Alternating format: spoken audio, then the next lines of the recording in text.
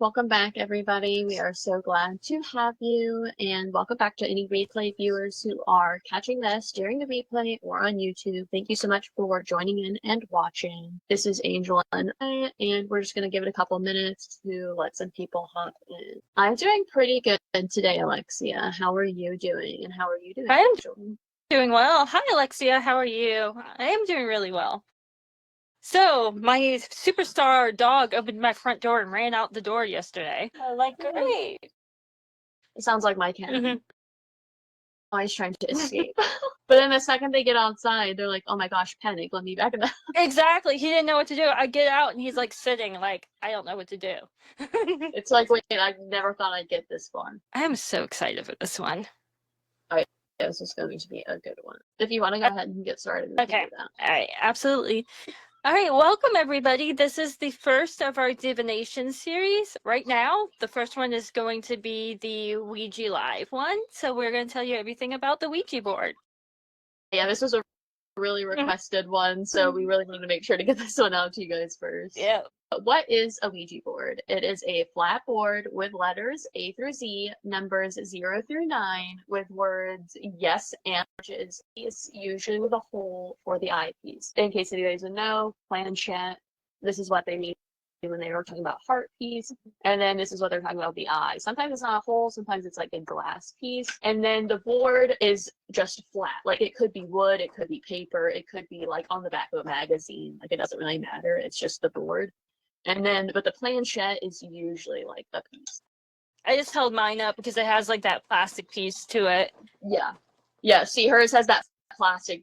It's the hole for the eyepiece, and then this is a tool used for divination and communication. Right, give me 1 second to throw this back. My phone just froze, so I had a mild panic attack, like, oh no.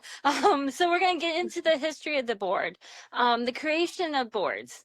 The modern Ouija board was patented in 1890 by Kennard Navadi company in Baltimore, Maryland. I actually have a little fun fact that where the Ouija board was actually founded now is a 7-Eleven. I just happened to see that. Yeah, I just happened to see that when I was looking through this. And they have a plaque there too. So now I'm like, I want to go to the 7-Eleven. Well, at least they show homage for it. Right?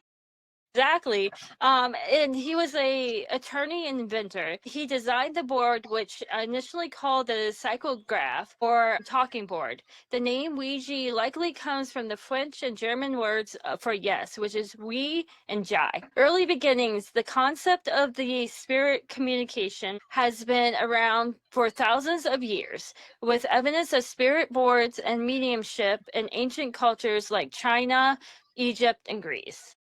All right, so next is going to be spiritualism and the rise of Ouija boards. The modern Ouija board emerged from the spiritualist movement in the mid-19th century in the United States. The Fox sisters, Kate and Margaret, played a significant role in popularizing the Ouija board with their claims of contacting spirits through knocking sounds in their home in 1848, which I love that, and I want to go into that a little bit. They actually did the knocking with like popping the joints in their feet. That was like the coolest thing ever. Oh yeah, to clarify, the Fox sisters did come out to be like, it was like they were fake. Yep, they were fake. Yeah. But the popping with the joints, like that would be really interesting to see like how they've done. I know other people since then have done that, but they were like sort of like they set the claim. But yeah, they were big. They put on like a whole production. Like they were doing Yeah, which I was like, I've tried to make my feet pop. I can't. So I'm like, that's so cool. I can make my ankle pop, but it doesn't make any noise. I can just feel it. Yeah. So somebody must have found out that they could pop their joints and they started doing that, you know? The marketing and popularity. The Ouija board was marketed as a game, like this guy, and tool for spiritual exploration, which contributed to rapid popularity. It became a staple in American homes during the height of spiritualism. Parker Brothers and mass production of the boards. In 1966, the Parker Brothers acquired the rights to Ouija board and began making mass production, making it widely available and further popularized the board. The people who made Monopoly. Yeah. And that's why you could buy the Ouija board at Toys R Us when Toys R Us was a thing. That's exactly where this one came from. This one's actually Hasbro, but I think that's because Hasbro bought Parker Brothers. So cultural impact. Ouija boards have a significant impact on popular culture, featuring in horror movies, literature, and music. They've also been used as a tool for exploring psychology, grief, and uncertainty. Over time, Ouija boards have evolved with various designs, themes, and variations emerging. Despite this, the core concept remains the same, communicating with spirits through the planchette. So, going into some different aspects of lore about the Ouija board, let's start with some common myths and misconceptions about the board. That the board is a devil's tool. Some believe that the Ouija boards are a tool of the devil or a gateway to hell. I can confidently tell you that that's not true. Curses and hauntings. Many claim that Ouija boards can lead to a curse or a haunting. Ouija boards do not just casually lead to a curse or a haunting. You could, yes, curse a Ouija board, or something could haunt a Ouija board, just like they could a stuffed animal of a cheeseburger. It's not any specific to the Ouija board. That's just like items in general could do that. Possession. Some believe that Ouija boards can facilitate demonic possessions or spiritual attachments. Again, you're not going to just pick up the Ouija board and a demon is not going to just hop on board. Like that is not going to happen. Death and tragedy. Some legends claim that using a Ouija board can lead to death or different tragedies happening. Again, you're not going to pick up the Ouija board and just die. I can confidently tell you that is not going to happen. Like Alexia says, like Jumanji was just a game. Yeah. You're not gonna pick up Jumanji and fly into there and start seeing like some elephants. You're not gonna pick up the Ouija board and demons are not gonna start throwing you around your house. People also believe that Ouija boards are only dark and evil. This is untrue, and this developed from Hollywood. They're no different from tarot. They're no different from pendulums, any other divination tool. They're not just dark and evil. They can be used for dark and evil, just like a pendulum could be used for dark and evil. Like you could, it just depends on your intentions and how you are using it. Last little misconception is that they are all linked or connected with demons and you can only speak to evil things. Again, it's untrue. You can use this like any other divination tool. You can talk to ancestors, you can talk to spirits, you can talk to spirit guides, you can talk to your higher self, etc. You're not just, it's not just a one-way phone call. Exactly. Yeah. And I do understand why a lot of people are scared of them too, or don't want to use them, because they are like a bigger portal than like cards or even a pendulum kind of thing too. So you can get a lot more like of a direct message. Yeah. Like you can understand a lot better. Exactly. Urban legends. So there was a Ouija board killer, a legend that claims that the Ouija board user was possessed by a malevolent spirit and committed murder. The haunted Ouija board. So here we go more into like your urban legends, which is where a lot of that comes from. I like my son will not, because he saw the movie Ouija, he will leave the house when I pour my board out. Like he will not have anything to do with it. So I definitely see that. All right, superstitions. Hold on one sec. I want to address her comment. That's really good. Alexia said, think of it like a phone. Okay. So with Ouija board, it's like your, I'd say texting, because you're asking question, they're responding with texting. But you have to think of it. If you're communicating, like let's say you're communicating with an ancestor, right? And you're doing, but you could do tarot in a way where it's like the spirit is with you, just like in Ouija. It's just the fact that, one, you're sharing the planchette, you know, depending on who you're talking to. But you could be using the Ouija board to talk to your higher self, and then obviously, like, you're using it by yourself. You know what I mean? So yeah, it's like texting, but it's not different as a lot of other divinations as they try to make it like seem, because it's still a line of communication. Yeah. It's still like a tool, but there are other tools. It's just you get your message in like a different way, like you're texting. Yep. All right, so superstition. Let's chat about the 3 rules you always hear people say when discussing Ouija board. Not to play alone, not to play in the graveyard, and always say goodbye. Now, I personally always do say goodbye, so that's why when I get into my stuff, I say goodbye, but I've also had it just end too. First, I like to say I've never heard of the rules in Hollywood productions. Doing research, I found no evidence these rules exist outside of Okay, that makes more sense. So Yeah, I heard it and I was like, wait. outside of Hollywood production, there's no evidence that rules exist within Wicca, pagan or witchcraft traditions. I only saw rules in movies, Instagram, and Catholic pages, which is actually where I got the rules from. Yeah, All like when you're trying to research yeah, the three Ouija rules, you're not finding them unless you go to like a Catholic page or like yeah, maybe Reddit or Instagram. Like, yeah. Yeah.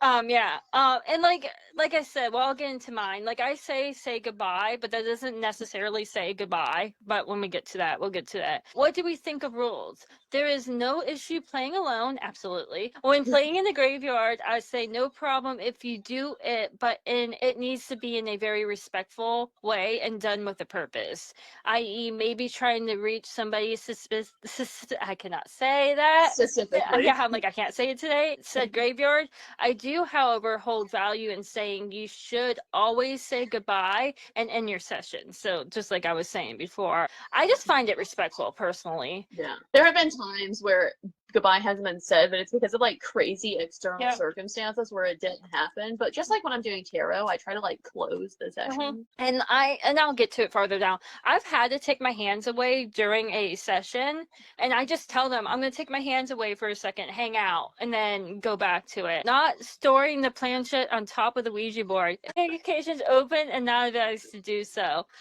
I've actually left mine on top on accident, and I promise you, it's never moved. It's never moved. But I say I don't usually store mine on top of it just because like I don't usually leave my tarot cards like on the play on the ready. But I have before when traveling, planchette ends up on top of my board and it's not playing in my bag, that's for sure. I just usually don't personally. Same, yeah. Hop into Alexia says that's just manners. Yep. Goodbyes. Yep. Let's hop into people and the board. So who was the main users of the board in the past? Well, it did gain insane popularization during wars and after wars because the board was used to communicate with family members that were lost during that time period. Like the World Wars, the board was used very heavily because the dramatic amount of loss that was happening at such an exponential rate. People were not getting to say goodbye. People were not having closure. So people were desperate for any chance, whether they were witchcraft, pagan, spiritual, anything. They were just desperate. And that's why it got to like a time period where the Catholic Church and Christianity really like slammed down on the Ouija board because it didn't matter what religion people were in, they were reaching for a way to be able to say goodbye to their loved ones. Yeah. And so like that was kind of like a no. But who all uses the board? Anyone could use the board since it offers a means to explore spirituality, connect with the dead, and seek guidance. But we're specifically referring to using the board with witches and practitioners. And yes, Angie, better late than not ill. But what draws people towards using the board? A lot of different things. A human curiosity about the unknown, the unexplained, spirits, and the afterlife. Fascination with death and the ability to allow people to explore mortality in the human afterlife in a more controlled environment. The hunt for a mystery and some adrenaline rush. The fear and thrill of possibly contacting a malevolent spirit or experiencing some paranormal activity. A sense of control over the unknown and the unpredictable. A sense of connection to loved ones who have passed away or a way to maybe just seek guidance from beyond. And the connection to others, such as a shared experience, fostering social connections, and shared excitement. Some social connections could be users often share their experiences and stories within online communities, forums, and social media groups, and sought to prove the existence of an afterlife. Also, big influences by Ouija boards being featured in numerous horror movies, books, TV shows, and they contribute to their like mystique, which draws people into the board. But what makes people doubt that the board actually works? First, hoaxes and exaggerations of experiences will make people doubt it. For instance, the Fox sisters, when it came out that they were faking it, like the devastational toll it took on belief because the sheer amount of people that they were basically tricking made a lot of people not believe in it. And also the ideomotor effect, which is the involuntary your subconscious making involuntary movements. So like it could say like if you are really, really, really deep down needing to hear a yes, you could make it be a yes. But you can do this with tarot cards, you can do this with a pendulum, you can do this with literally anything because your subconscious is really powerful. Hopping into some media and movies, since we were talking about how that really, really played a lot in how people think about Ouija. So let's start with the movie Ouija, because I seem like that's really fitting. Angie says there were so many frauds that it was hard to believe that they believe true mediums. And yeah, that was a big thing, even with tarot cards or crystal ball reading or scrying or literally anything.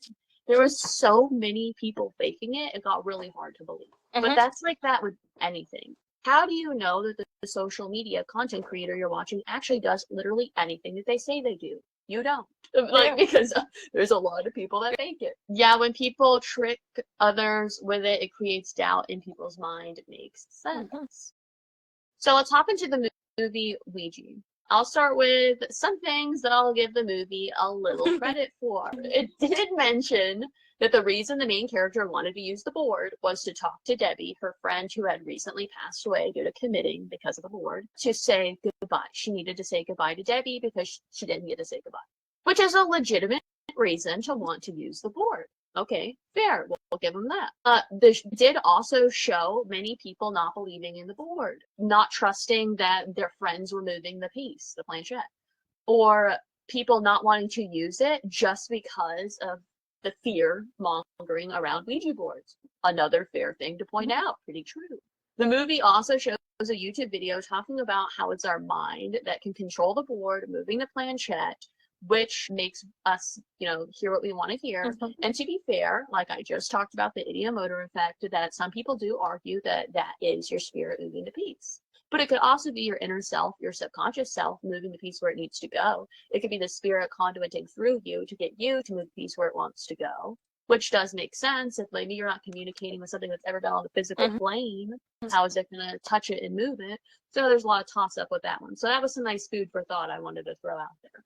They do mention the 3 classic Hollywood rules that we always hear, and then they immediately break all of the rules, as you do. We don't say goodbye. The main character's playing alone. We're technically playing in a graveyard. We're like, let's break all the rules in one go. That 3 seconds ago we said we couldn't break. The board was also originally found in the attic of that house by the last owners, who of course were using the board to channel a crap ton of demons and spirits into their daughter, as you do with the board. So, also as you do, you pick up the board and you start using it. Makes sense. So the Ouija board in this movie, though, has the ability to do and cause some pretty wild things to happen. The board will not burn in fire. Playing the board alone makes you possessed, and for extended periods of time makes you feel the need to commit. The Ouija board also is legit luring its victims by, opening doors, flickering lights in the house, noises right by the board legit moving itself. Stoves are turning on, chandeliers are swinging, the drama is turning up. So in the movie, they think they're talking to their friend Debbie, who died, but it's really a demonic spirit, or that's what they say it is. I feel like that's before the plot goes crazy, but I feel like it could be a mimic, or like just like an evil spirit pretending to be Debbie. You know what I mean? It could also be an evil spirit pretending to be Debbie, and then pretending to be something that's really bad when they're not even actually all that bad. Exactly. That gets complicated. But yeah, darker spirits could also pretend. I'm not there to say who it was or who it wasn't. It was Hollywood. But the movie makes the board seem a lot darker than it is. They at least prove it's not Debbie by asking a question only Debbie would know. Like, okay, at least there's that. At least we thought of that. But the spirits do a lot of harm. A quick recap of what the spirits do in this movie is they're riding high friend in a bunch of places. They are moving objects around to try to endanger or ultimately fatally end the people that played the Ouija board. And multiple people end up committing because they played this board one time. Oh, and then they played it again, but they were already getting heard by then. I don't know why they thought to play it again if they were already getting heard, but that's not my fault. But I like a moment to challenge this belief that the Ouija board is actually evil and help us prove that this is just a Hollywood hoax, some Hollywood fear mongering here. Who all uses tarot? Do you feel safe using tarot, Angel? Oh yeah. Do you use tarot? Yeah. Absolutely. We use tarot in our bed. We will think nothing Yep. about it. We're just cozy. We're just throwing down them tarot cards. Yep. Okay. Well, what if instead of all of those Ouija movies, they were all tarot movies? Yeah. So let's have Angel talk about the tarot movie for a second. Okay, Because we have so one. let's say, like you said, all the movies being, tarot movies. We do have a horror movie that is tarot. As a horror movie, I think it's absolutely fantastic. Do I think my cards are ever going to give me a wheel of the year that's nothing but my death and I'm going to die the way that the tarot card said I'm going to die? Absolutely not. The thing that I hate about both of these movies is they do not actually address our actual practices. Nobody's gonna sit there and be like, let me grab my cards again. No, I'm opening my cards. They're gonna hurt me, I mean, this deck is actually probably the sweetest looking deck ever. So it's the same thing. A lot of it's just Hollywood, Ouija, you are opening yourself up a little bit more than you are the tarot cards, but that's just because you have to have that energy. Tarot came out first, and all the movies were tarot. You will see a fear in tarot now. If we get sequels to this movie, you're going to start seeing people going away from these really popular forms. I will say, for a quick second, from a horror movie perspective, great horror movie. I didn't really love the Ouija movie. I felt like it could have been, it was a little cheesy. I feel like it could have been done a little better.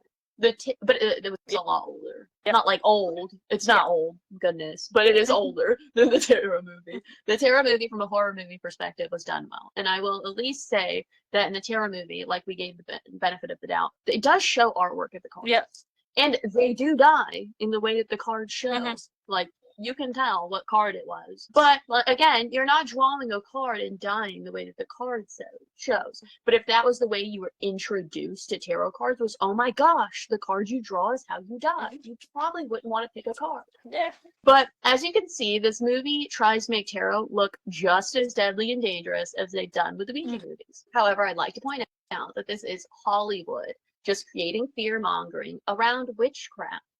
It's like no secret warning to watch out for Ouija boards. It's like a mockery of witchcraft tools in general, honestly, in my opinion. Ouija is no different than any other divination. They all have the ability to connect to light and dark spirits. They all should be done with respect. They all have the same dangers, and none are going to legit just make you commit or do some crazy stuff. We could have a bunch of horror pendulum movies, but that wouldn't be as exciting. I see. If we had a horror pendulum movie, so the pendulum's just like spinning, and they're gonna attack people. Yes. Alexis has kind of like Final Destination, but with tarot cards. Yeah, nobody drives behind Longing. No. Not. That is so true. I was just behind one the other day. I'm like, nope, other lane. I was like, you can tell. Nobody's driving back. No. Like, yes, I will admit that the odds, there is a danger there, but the odds are not. No. But we'll never take that chance. Not that. It's like that meme where you see the logging truck and all the cars are in the other lane behind it. Yep. All right. You can tell who's seen the movie and who hasn't. Oh yeah, exactly. Everybody's like over. The dark side of Ouija boards. All right, let's talk about Zozo. Zozo is a mysterious entity that often link with Ouija boards. Some people believe it's a malevolent demon or spirit.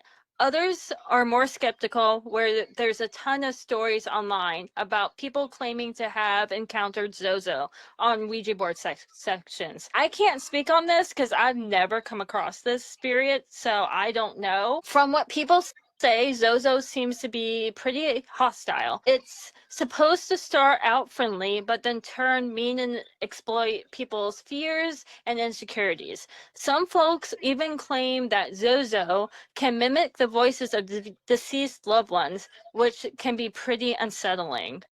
People who claim to have encountered Zozo report strange occurrences and unsettling interactions. Some say that Zozo guides the planchette to the figure 8 formations before becoming aggressive. Others claim to have received curses or threats, which can be pretty scary. The origins of Zozo are pretty unclear, but some people think it might be linked to a Middle Eastern or African mythology. Others see Zozo as a symbol of Christianity's apprehension towards the occult. Wow, I cannot talk today. Of course, not everybody believes in Zozo. I'm one of them. Some experts argue that there are no concrete evidence that supports the existence or its association with Ouija boards.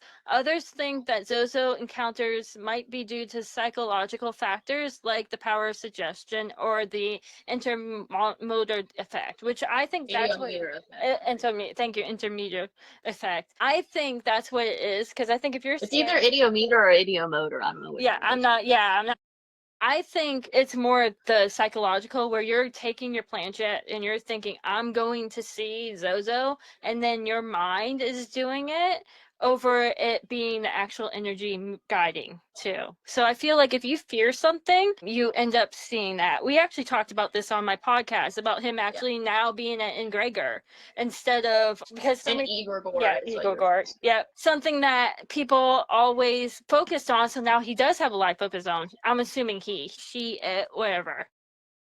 Yeah, how I personally feel about it is I feel like Zozo started as like the same thing as like a Slender Man did. I feel like it was a creepy story someone made up online, put it there, and then I feel like it got a lot of heat, like Slender Man did. And then, well, you can use Slender Man and we'll use Bloody Mary. Yeah. Okay, we'll use both of those. People started freaking out in the woods, being like, oh my God, Slender Man is going to get me. I need to run. And then people would start freaking out in their bathrooms and be like, oh my God, Bloody Mary's going to kill me. I'm a victim. As a child, I was terrified of my bathroom mirror because I felt like I was going to get got by this Bloody Mary. And then I feel like with the insane amount of reportage online, then I feel like it started becoming like a psychological thing. Because, like, let's say someone that's terrified of Zozo saw 800 videos on YouTube about these crazy experiences from Zozo. We could also use the Charlie pencil thing that was going around for a long time. People started really freaking out about it. So then I think someone that maybe is genuinely really believes that Zozo exists and is freaking terrified could psychologically goof themselves out by moving the board and scaring the poop out of themselves. Or it could be that they believe and they're terrified so much that they're pouring energy into it, and that's where you could create an egregore, which is basically something that never existed, but so many people poured all this energy into it in this one spot and created something. That's like in places that are haunted, a lot of people can go there and all fear this one spirit that might not actually ever be real. Then thousands and thousands of people are flying from all over the country to this one spot. I don't know, we can use the Conjuring House. Some people don't think it's haunted, some people do. Well, after 10,000, 100 million, whatever people pull up to the Conjuring House and are like, oh my gosh, this place is haunted. How much negative energy is now there? So that place is now kind of like an egregore. So with Zozo, I sort of look at it as like a toss-up, that it could be an egregore or it could be a psychological effect that's not happening. But I definitely believe, personally, that it started like on the equal playing field of a Slender Man. Me too. And if anybody happens that's watching this had experience with Zozo, leave a comment. Let us know, because we'll answer back to that either on Facebook while it's live here, or on YouTube when it's uploaded. Because I would love to hear stories of people actually like encountering Zozo. I've never seen it other than like videos, and I'm so skeptical about videos that I'd rather have somebody that has a personal experience explain it. You know, Lexi, I'm so sorry. I accidentally just sent you a friend request because my computer lagged. I was trying to click on something. I was like, dang, she's gonna think I'm stalking her Facebook. Meanwhile, just trying to click on the chat. Facebook's like, you guys are friends today. There you go. Yep, Facebook decided. But let's talk about a little bit more of the light side of Ouija. The ability that you have to connect to your ancestors, have like a detailed and direct message. Like, imagine the conversation you can have with your ancestors if you have a yes, no, A through Z, 1 through 9 plus 0, so 0 through 9. And you have, obviously goodbye. But like, that is a lot. Like, you could be like texting your ancestor. Like, that is a lot more of a direct line than with not Ouija, oh my gosh, with tarot, where you have to interpret the message. But then you can ask more than you could with the pendulum and have to like do it like really step by step to get there. The Ouija board allows them to say a lot more of what they're, wanting to say. And you can also have a deeper conversation with your deities, your spirit guides, your higher self, spirits, etc. But overall, Ouija provides such a clearer message than any other divination forms could provide for you. But again, it's not more dangerous than other divination methods. It's all in the holder, how you use it. This is, it's a hoax that's pushed by mainstream media and Hollywood. Like, you are not going to be injured by just picking up the Ouija board, I promise. If you pick up the Ouija board, however, and you start bullying spirits and mocking them, be like, haha, if you don't do this, and like, I'm really picking a fight, then yeah, you might rile something up. I'm not responsible for that. Exactly. But be respectful. Absolutely. All right. Here's how to use the board. Now, I actually did get the with others from like a site. The other part is going to be on your own, and this is just my personal and on your own. So, with others, choose the right environment. It should be an area that is easy to control, and I mean control by being able to ward it and be able to banish afterwards, and protect during your session, and then banish and cleanse afterwards. This is me adding this because I'm huge on whenever I do like any type of work with any type of spirit, I always cleanse and banish afterwards to make sure they don't hang out. Okay. Gather the right group. Make sure that the group of people will be respectful of the spirits that come to speak to you. Angie pointed out something, talking to a entity with really bad intentions. Angel was just talking about picking the right group and picking the right area. So that's something where I want to comment on that. If you're going in and you're playing with a group of people, you do not know what their intentions are. I'm so sorry to break that to you, but it does not freaking matter what they tell you their intentions are. You don't know them. This is another, not to get off topic, but this is another problem with performing group rituals or group spells. You do not know someone's intention. So if you're sitting on a Ouija board, circle with people, and everyone says that their intentions are to be respectful and to reach out, how do you not know in your head that they're not egging on this thing? Or maybe they're not trying to, maybe in their mind, they are pushing out like this block towards any light spirits, and maybe they're only letting in negative stuff, and maybe what they're pushing out is stronger than you trying to let in something light, so they're only letting in the bad shit. Like, you don't know that. And then also, when you start a session, you can pick your, I'm going to call it your light level. Okay, there's probably a better word for that. But you can pick your vibrational level of entities that you're allowing in. So let's say you're doing your Ouija board session before you start. If you're not going to talk to anything that is in any negative mindset, make that freaking clear. And if something sneaks by, then I would close your session because your boundaries are not strong enough to keep out whatever just popped in. And so I would just instantly close your session and clean your area and leave it at that. Don't try to work it out through the board. You're not arguing with a spirit through the board. They're going to do what they're going to want to do. They're dead. You're not changing their mind. Exactly. The nicest way to put that. Yeah, I am very big. The moment that you don't feel comfortable, that's it. You're done. You're done. The opening the session. This would be when you formally invite spirits to come and chat with you. This is when I would do whatever you choose in your protection for the group. I never really give anything because everybody's craft's so different. I would state nothing is welcome to stay and nothing is welcome to attach to anybody, as well just to be a little extra safe. I literally will state you cannot stay after this session. Nobody's coming home with me, nobody's attaching to me, only because I've gotten an attachment in a different way from helping somebody, so I've learned to really like protect myself. You can also open a cast a circle. If pulling up protection walls is not your thing, cast a circle. Now is the time. Yeah, exactly. Yeah, and you can put the board in the middle of the circle too. Like whatever your warding is, make sure you do that. With us being, if you don't know how to ward and you don't know how to protect, I'm just saying that in any divination you do, you could come across something. So if your only limitation to Ouija is I don't want to come across something bad, learn how to ward, learn how to protect, learn how to cleanse afterwards. And banish, banish. So after this is done with your protection, take a moment to sit in silence and focus. This is where, like Sarah said, you're not sure what people are thinking in that silence moment. So this is when I'm taking in silence, I'm going to be pulling in whatever energy I'm looking to talk to. personally, so that I know that I will be able to feel that and whatever.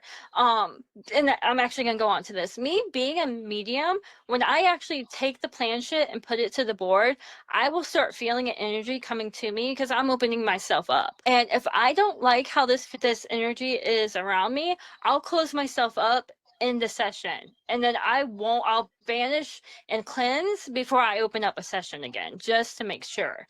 So like right now I have protection incense going because I'm gonna do a little bit with the board just to explain the energy. All right, go ahead. Angel mentioned you could put the board in the center of the circle. I don't know if everybody agrees with this, but you could also make your circle, put the board right outside your circle, and only allow your hands to go across. Or you could keep the board outside of your circle and you could use a different method of allowing it to, move it. But you don't necessarily, if you really are like, I'm being ultimate max daddy protection, that shit's not getting near me, you can put the board outside of your circle. And you could just allow your circle to be there. And then they can't get like near you. Yeah. See, I'm huge. I learned this, I guess, from other practitioners. I'll sit in the middle of the circle when I'm doing anything. When I don't know what is coming to me when I'm doing a ritual, I actually have a universal circle that I use. And so it's like I'm the one in the cage. So I'm protected as whatever's coming until I decide I want them in my space too. So that's another option. You can sit in your circle and have your board outside. So however you feel like you'd be protected the best. Angie said, talking about her situation, was that it was beyond that, and she wants to avoid it finding her again, and that it has, and that she will be deep diving on heavy words and protections, and she's also going to make a round rug for protection. What I will say to that, Angie, is if it's following you and it's that strong on you, it's obviously just a guess, but my personal opinion is that thing was leeching to you before you used the board. And it just used the board to try to like sink its claws more. Because if it was just a one-time situation with the board and you weren't like purposely like trying to do something, the odds of something latching and staying that long with you, I feel like aren't as high. But if it was already after you, and then like so to speak, and then you used it, it could have just like deepened its latches a little. Yeah, that makes sense. And if you feel like Angie, it's still like around, go ahead and message me, only because I have experience with attachments, because that was definitely an attachment that could have, like Sarah said, it was probably waiting, and once you opened that portal up, it just went, okay, I'm coming in. Yeah, she said it wasn't the board that brought it, but it definitely didn't help. Yeah, it used the board as like a conduit latching tool for you. And yeah, Alexia, you could also make a circle around the board like a cage to keep it contained. You can play around with your protections and your wards. I would actually encourage you to play around with those, because you don't necessarily know what's going to work until you are putting it in action, so to speak. Like you can write down a recipe and go over it 100 times, but until you cook it, you don't know how it's going to come out. And that's why I didn't add any banishing or cleansing or anything like that in this actual live, because the way I do it is different. But if anybody wants some ideas of how I do it, feel free to either comment here or you can message me as well. We also have really good lives from the past on cleansing, banishing. I know there was one at some point doing a casting a circle. We have those ones, so you can go looking for those ones. Yep, absolutely. Yep. All right, placing hands on the planchette. The people in the party are going to evenly place their hands across it, so you want to make sure it's like everywhere. So here, if there's like 4 people, just to make sure there's a nice even like disposition, I cannot talk today, of energy. There should be more of a pull feeling than a push. So if you feel like the planchette is being pushed, that means somebody's actually pushing it. Whereas, like if you're holding it and the planchette is like bebopping in a way that like it's kind of low-key hard for you to keep your fingers on it, that's to be expected. All right, asking questions. Be respectful of your questions. If you contact someone you know, this goes back to that movie. But this is actually true too. If you contact somebody that you know, ask a question that the person only knows. If they get wrong answers in this session, banish, cleanse, walk away from it, then come back to your session. Never ask questions about your future, because you may not want to know what's actually going to happen. Like, when am I going to die? Where am I going to die? Because then now your whole life is going to be focused on, June 3rd, 2031 when you die in that car accident, you know? A controversial statement, I guess. But if you find out, you might affect the time continuum. You know, if I'm all of a sudden like, holy crap, I'm gonna die because I rode a train. Well, I'm obviously never gonna ride a train. So maybe now I'm not dying from riding a train. Maybe now I'm dying because of something that I do to avoid the train. Exactly. And you may make it happen earlier. Yeah. So you don't know. That whole final destination thing where it still gets you. It comes around with you a different way. All right. Closing the session. Thank the spirits for coming to you and for their time. Tell them goodbye and wait to see it to say goodbye. This is just courtesy. Then do a banishing and cleansing of your space and yourself. The reason why I add the yourself, just in case you do get a possession on you. Now, like I said, I got this from the actual website, so there's a lot of stuff here that I don't agree with. Some things they say not to do is just jump into a session or stop a session without closing it. Don't just lift your hand. I put life. Lift your hands no matter how scared you are. Don't show your fear. I do heavily lean into this one. Do not show fear if you come across something that's scary. Stay calm. Do not burn the board. I've heard this can upset spirits if the session isn't closed. It's also disrespectful to the actual tool itself. After all, the tool is not evil. Like, the actual board and the tool is not evil. I also have some comments. So if you want to give your opinions on those things, I'll give Okay, mine. so for me, like, just stopping a session without closing, yeah, I do believe that, but I also feel like if you do get scared and you pick your hands up, you can't put them back down. Like, you know what I'm saying? Like, it's not like you're instantly possessed because you didn't close it for it, right? I've not closed things because when my son needed something, I'm going into Angie's comment was so What'd she funny. say? She said no fire cleansing check. The board, according to the movie, is just gonna come back anyway. It's just going to show back up in your bed. Yeah, it's gonna be like on top of you, staring at you.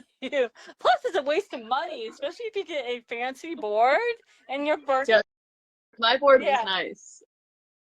Yeah, there's one that I'm looking at that's like $100. I am not burning that board, you know. Yes, Angie, what you said though is true. Fear does draw them closer. Yep. It's like anything, any predator of any species or any type, they can sense your fear and that draws them in. Fear, like quite literally, fear is a hormonal like change in your body, like, you know, cortisol, like things are happening. So in like a biology sense, you know what I mean? Predatorial animals can literally smell and sense the fear on their prey. So if a spirit is a lot darker than you and is a lot like lower vibrations, like, yeah, they're probably going to be able to tell if you're terrified and shitting bricks. So you should probably say goodbye. Like, just halt that situation. Yeah, they can smell it. Yep. Any more comments you have on these guys? Let me see.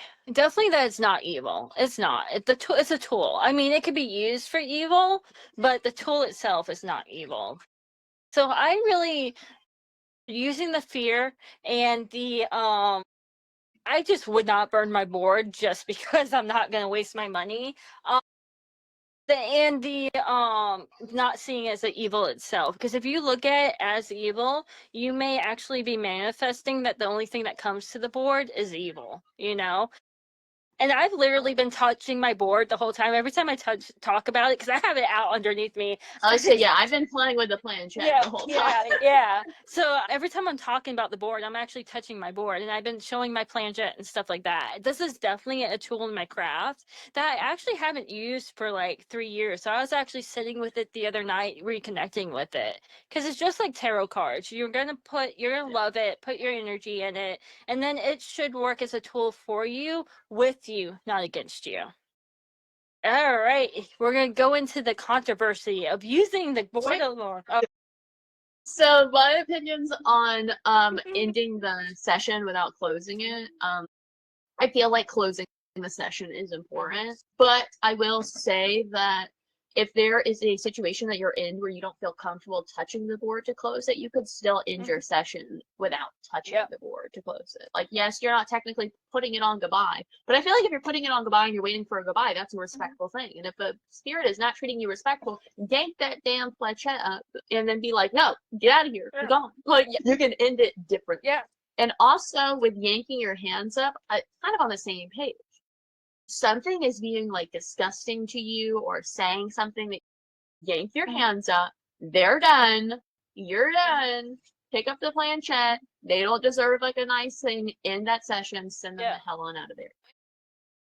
Absolutely.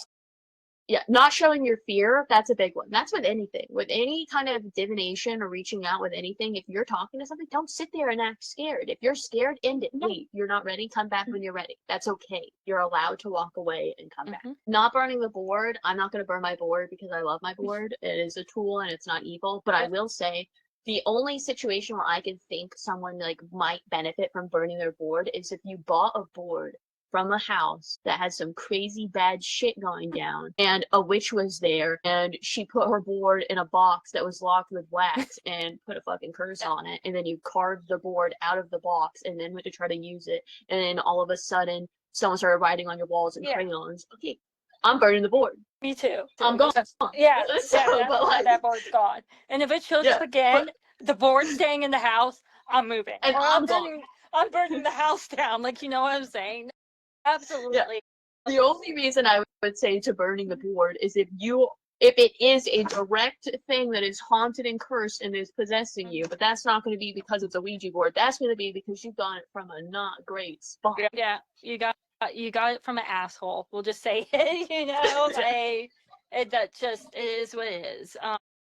I mean, like I said, and like if your board really, really does scare you, nothing's going to happen if you burn the board. Because I've seen people burn boards. If you burn the board and it shows back up, there's an issue there. If there's a normal board, it should not show back up. Just like if you were to burn your tarot cards, you just wasted $10 or whatever. Like that's all that happened. Exactly. All right, so now the very controversial using it alone. I've used a board alone personally since I was about 11 years old.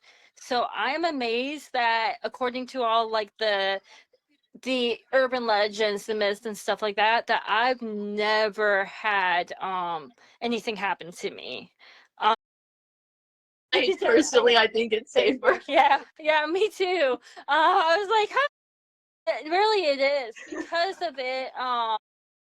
Because like you know your own intentions, you know your own strengths, you know your own weaknesses. You're not playing with any what is it, like uncontrolled, undetermined energy. Yep. And two, like you're gonna feel it. So if I feel like I need to end the session, and yes, I just put my planchette on top of my board right now. So if I feel like I need to end the session, you can. I'm not feeling any energy right now because I'm not using the intention to use my board. Okay. But when I sit here and I actually use it, I'll start feeling the energy come from me. And if I'm like, ew, that's gunky, I know that I'm going to close it. I know that my hands will come up. I always make sure to cleanse and ward the space before starting. So like I said, I have protection going on right now. I did a ritual before. I have a protection incense that obviously made my dog stick his nose in the corner.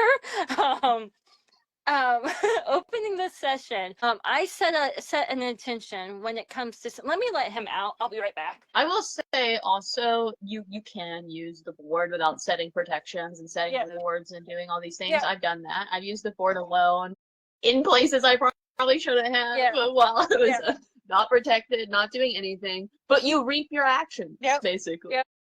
If you don't put any protections up, you're asking for it, chief. So that's what you're looking for, then do that. But if that's not what you're looking for, then definitely don't do that. Because I definitely wrote this as one of those say what I do, not as, or say, do as I say. Do as I say, not what I do. Because I have just jumped on the board and just been like, okay, there's something here. It's not letting me see it. Let me see if it'll talk to me this way, you know? So I've done that. Like last night when I was writing the notes, I heard like a random growl. And I'm like, I'm definitely not looking to see what that is. And I'm not getting the board out. All right, so opening it, like I said, you're going to set your intentions for whatever I want to come to me. And I always say the level. So, like, if I want to talk to somebody that is down my ancestor line, I would be like, I want to talk to an ancestor. I want to talk to the spirit that's unhappy down the street because there's a house that nobody will move in down the street. I want to go talk to that spirit. Let me call that spirit and talk to him, see why they're not happy. You know, you can go as deep as I want to talk to Lucifer, which for some reason, when I get trickster spirits, they always tell me they're Lucifer, and I'm always like, Beelzebub, yeah, Lucifer, yeah, I'm the devil, yeah. I'm a demon. That's how you know you're lying, sis. You're not. Yeah, I'm like, no, you're not. I'm like, because I can see you and you don't look like that. Like, and why would Lucifer use a board, you know? So, where am I? I also like to, now this is when I'm being special. I like to use protection candles and I like to use incense. So like right now I actually set up the room the way I would normally do it because I'm doing the say as I do as I say, not, you know, not as I do. When I do the opening, right, when I do the opening, I state again that I only want ones that come with my intentions and they can't stay with me and they cannot attach to me. All right, starting the Clear session. boundaries. Yeah, clear your boundaries. And then starting the session, I will place my hands on either side of the planchet. So I'm actually doing it right now. I personally like to do a featherlight touch. The reason for this is because as a medium, I will start also hearing the words. So I want to make sure that I'm not thinking a word before it's coming. Okay. And sometimes I just want to make sure I'm not moving it with my hands.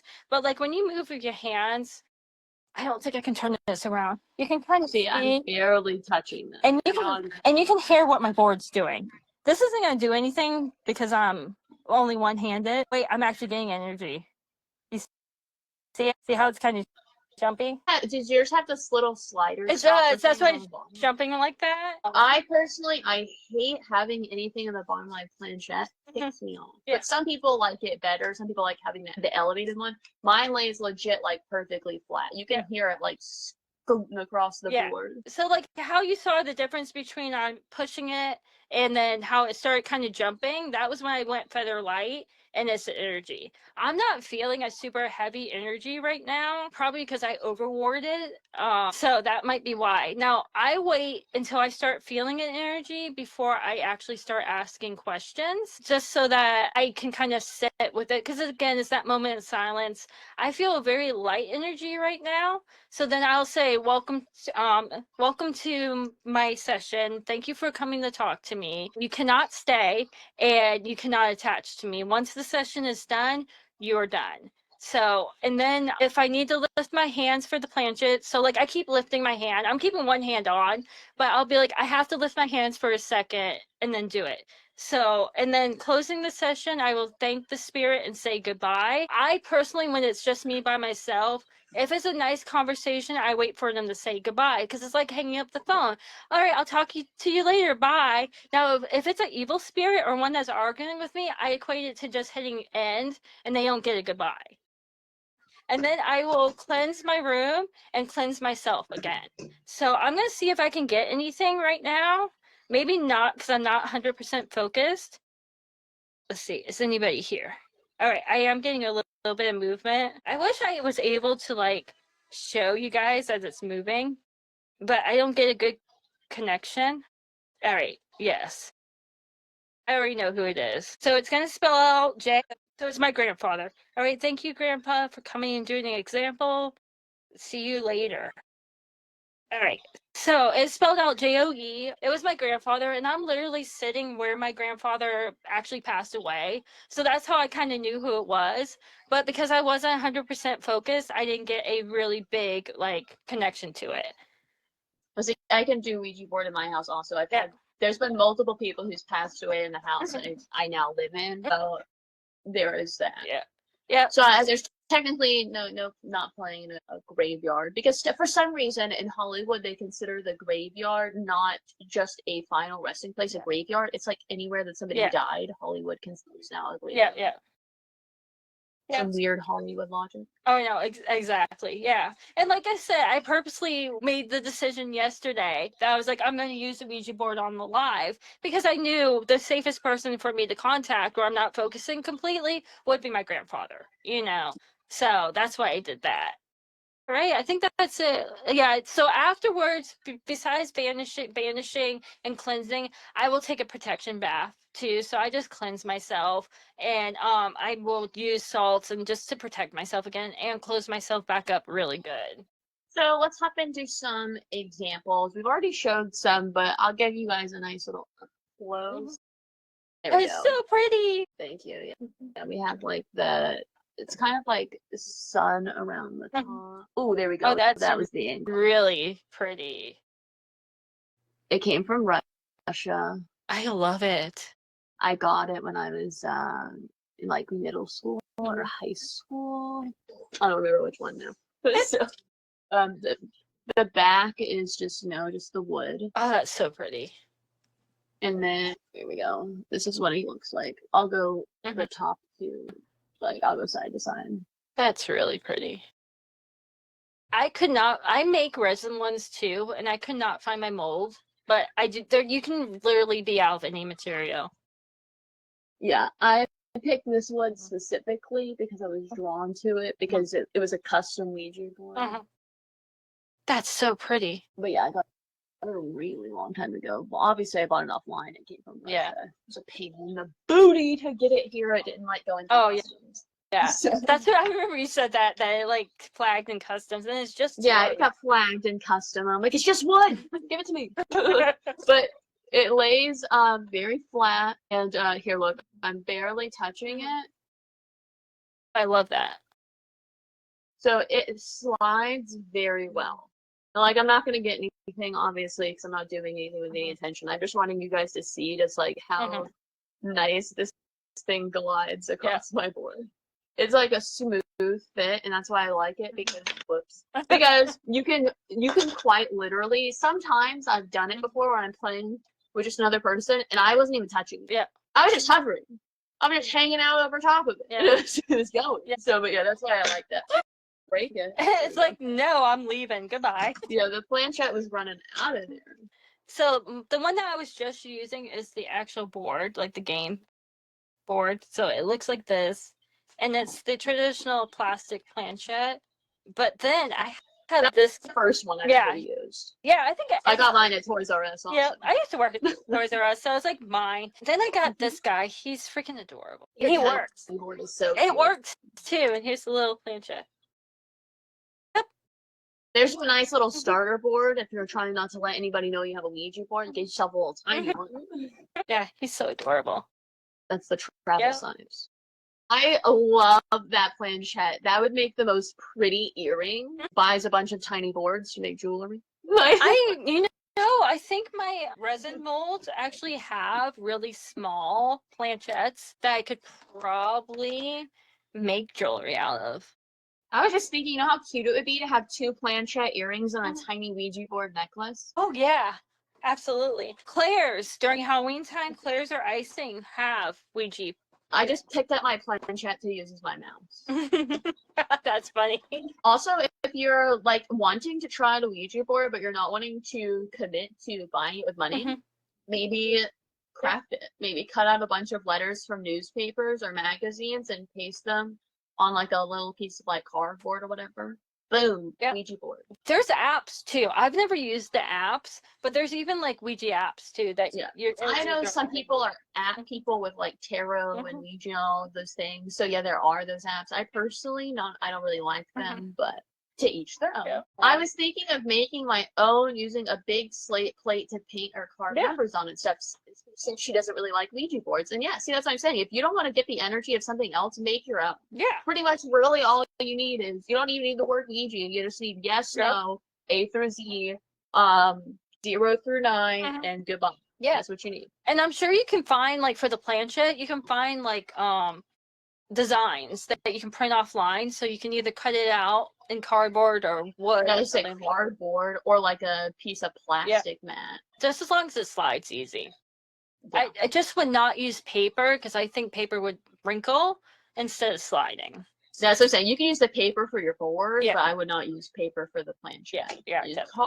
You could literally take a cereal Mhm. box and cut it up like a part, like a little heart Mhm. with your cereal box, and put like a little circle, cut you a little hole in there. Yeah. And then boom. Also, we didn't really talk Uh-huh. about it, but the hole is used for if you're playing Ouija and like you are communicating to a spirit, you could use it up and look through it as an eye to see if you have the ability to see the spirit. You're not going to be able to see everybody. You might be a person that literally can't see any spirits, and that's okay. You might be a person that who the heck needs to pick up this thing? You're already looking at them. Yeah, like that's what. If you saw So, me, I just was like, depends. as I was going, like, oh, I already know who it is because he's sitting right in front of me. Yeah.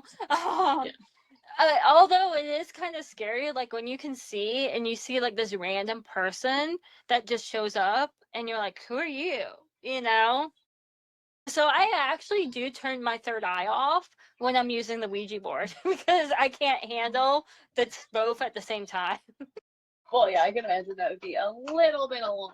And then by turning third eye, it means I don't actually turn it off. I'm just not looking. It's like closing your eyes, I'm just not using that sense. All right. I wasn't spinning around everywhere. I was making an example for your Oh, next one. yeah, automatic writing. Yeah. So the closest thing to Ouija would be like automatic writing. Automatic writing is a way of tapping into your subconscious mind and letting your thoughts flow onto paper without judgment or editing. It's a technique used by many artists, writers, and spiritualist seekers to access their inner wisdom, creativity, and intuition. You can also communicate with spirits this way as well. When you practice automatic writing, allow yourself to let go of rational thinking and tap into your deeper self. This is also called like opening up, like if you're opening yourself up. This can help you access new ideas, gain insights, and explore thoughts and emotions in a unique way. Also, you can tell when you're hearing something that isn't you, especially if you have an internal voice. The voice sounds different. Some people use automatic writing as a tool for spiritual growth, connecting with guides or angels, or exploring their subconscious mind. Others use it as a creative outlet, allowing themselves to express freely without worrying about grammar or syntax. The idea is to let your pen move across the paper without thinking too much and allowing your inner self to guide the process. It's a powerful way to tap into your creativity. So with automatic writing, I don't have the tool for it. Well, you can use it with just a pen, but like the actual tool is a planchette that has like a holder, and it's like a tiny pencil that you usually put right there. And then so think of it like this. I'm gonna do this just for demonstration. But it's like this, but underside. And then you're holding it like you're playing the Ouija board, but the pencil is moving to draw like an image or something. How this can be done without the planchette is you will put your headphones on and you're gonna blindfold yourself, which I'm not gonna do, but I'm blind. So then you're gonna close your eyes and you're going to have something playing. You can do white noise so you're not influenced. But cutting out your senses, and then you're just allowing yourself to just, do whatever emotions come to. And it might not make any sense. But then when you're done, you're going to basically look at your paper and like scribe, I'm going to use loosely, out your information. And it could be something obvious. Like you could be like being like, were you murdered? And you could draw a picture of a gun. It might not go that well. But you could ask a question, you could draw a bunch of weird shit, and then you could look for symbols in it. You could be like, oh, there's 3 sevens in this. Yeah. Let me look at that angel number. Or, that's a cloud. That looks like a weird bird. Maybe I should go cloud scrying. Yeah. Or maybe I should look into this type of bird and see if there's an animal spirit reaching out to me. It's going to be really personal. So you're not going to be able to like do this usually unless you're like a hella good medium and answer a question for somebody else. Just if you're scrying, it's usually a little more personal unless you like, I don't know, are a boss bitch. You could do it for anybody. Yeah, I actually, that's probably one that I'm not good at is doing automatic writing. I can't let go of my mind enough to really do it, so I always end up like the weirdest things, I like doing it with painting. Yes, I have gotten sigils before. for like certain spirits for like special rituals with just them. And I mean, it literally looks like a normal sigil. It starts with a little circle and it goes into stuff. And I don't even realize that's what I'm drawing. And so I look down and I'm like, oh, you know, I got azazel's one time. I'm like, oh, that's funny. You're really funny right now. And I'm like, I wasn't even talking to you. Yeah.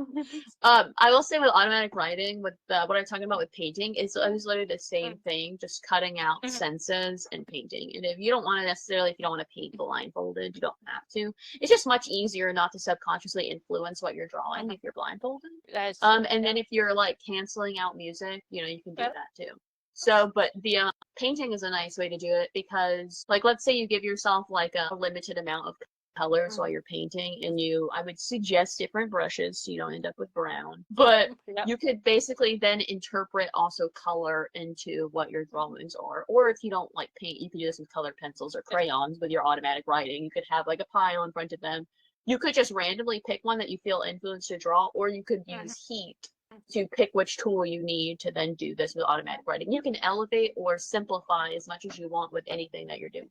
Also, I like what Alexia says, that she's tried automatic writing a couple times, but she's never succeeded. What I would recommend is, let's say you draw something and you really can't figure out what it could possibly mean. It could also be a similar situation to tarot, where you pull a card and you're like, this shit doesn't make sense. But then a long time from now it does. So I would recommend keeping your paper that you drew something on with your question or whatever written down, because then at some later time period you could come back and look at it and you might pick something out of it that you haven't seen before. Yeah.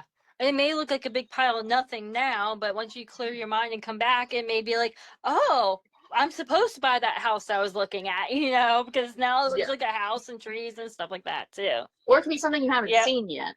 And in the future, you see something and you come back and you look at it and you're like, oh my God, I saw that. And then I drew it. Exactly. Yep. Another one that could be similar to Ouija as automatic writing is, well, automatic writing, I don't know if we said this, eventually later turned into the Ouija board. Because we took the planchette and instead of the paper, we just decided to make a board so we could have much clearer communication. So automatic writing led to the Ouija. But another one that is similar is using a pendulum with a board. So you could use a pendulum with the board that has numbers and letters. I think Angel might have one. So yeah. I was not prepared I can't see her photo. Yeah. So I'm holding up my board. Yeah, so you could use a pendulum with that. And we're not going to dive into any details about the pendulum because our next divination live that Angel and I are going to be doing together is going to be in July. And we're going to be going over all things to do with pendulum. So if until then you have something where you really have a question about something with the pendulum, you could reach out to Angel and I or comments, and then we'll make sure to include it in the pendulum. Absolutely. Yep. And I think that's it, right? I'll say that's all we have. So if anybody has any questions or comments, now would be the time to drop them in there before we say goodbye and end the session. Right? Yeah, our special session, our Ouija session. That's why I typed goodbye like that. I love that you did that. I'm like, goodbye. Yep. Angie says she's been meaning to look into one of those boards, and that she really likes her pendulum. That could really elevate it. Alexia says, I do this with my wood. I call it letting the wood tell me what it wants to be. It sounds weird, I know, but often I would start making one thing and it would look more like something else, and I would just shrug and go with it. Probably why all my pieces feel so energetically full and unique. I agree with that. Yeah, me too. I got this wooden plastic makes sense. I got this wooden cylinder piece of wood that like the lid pops off, and the second I saw it, I was like, it's a sunflower. Yeah, I like couldn't see anything else, and so like I made the top look like the middle of the sunflower, and I made the petals go down. It's like a deconstructed sunflower, 2D basically. I love that. I'll send you a picture. Okay. Let me see it. But yeah, as soon as I saw it, I was like, it's a sunflower. I stared at it for a couple more minutes because I was like, dude, I don't really know if I'm going to be able to pull this off to where it's going to look like a sunflower. So I was like, I'm going to do something else. But then like, it was like yelling at me. I was like, okay, it's a sunflower. I was like, I have to do it. I spent 8 hours painting it. That means you love it. Yeah. Everybody saying thank you. And like they said, amazing live. Really, really love your energy. I think Angel and I's energy bounces off of each other really great. Definitely. That's why we keep coming up with more excuses to keep working together. Yeah. We're like, oh my gosh, we need something else to do together. Come up with something. Yeah, definitely. Well, thank you guys. I'm glad you all joined, and I hope that if you're watching on the replay, if you're on Facebook, go ahead and comment here. If you're watching on YouTube, I will be able to, I'm always on my YouTube, so I'll try to respond as I can too as well. And I'll sneak over to Angel's YouTube to read you guys' Yep. comments. Don't worry. Thank you. Bye, guys.